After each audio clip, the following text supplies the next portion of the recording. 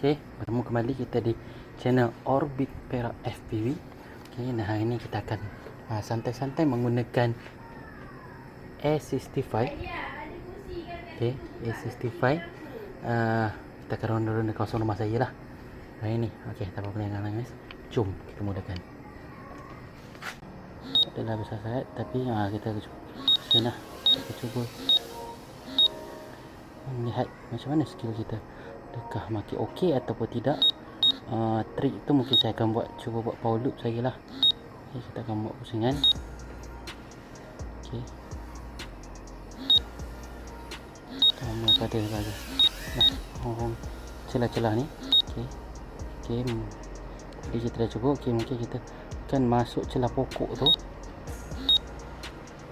Adakah kita akan lepas? Oh, tak lepas.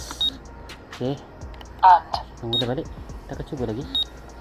Oh, sorry, kat situ pun kesilapan berlaku. Okey, mungkin terlampau ke pokok apa sehingga tak berjaya. Okey, kita terkena sikit, tak apa, kita akan cuba lagi. Inilah kelebihan A65 yang mana atau tiny hook, dia memang agak durable lah. Okay, untuk kita yang selaku newbies ni tak perlu cuak sangat menggunakan A65 ke Modula 7 ke apa-apa saja tiny hook, sebab dia memang agak tahan lah ketahanannya. Kalau setakat jatuh-jatuh lah sini tu tak ada masalah setakat ni saya gunakan.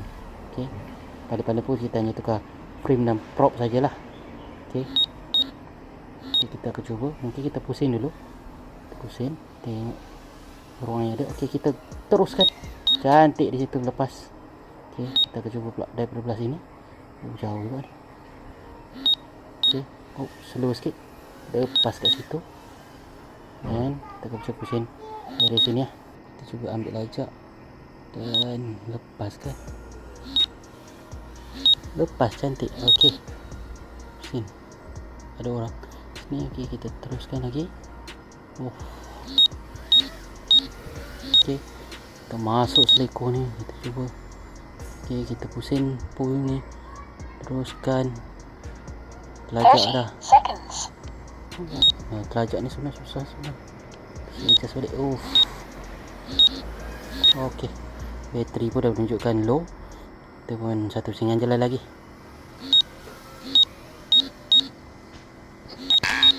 Salah. Okey, mungkin itulah penandanya. Sekian, jumpa lagi.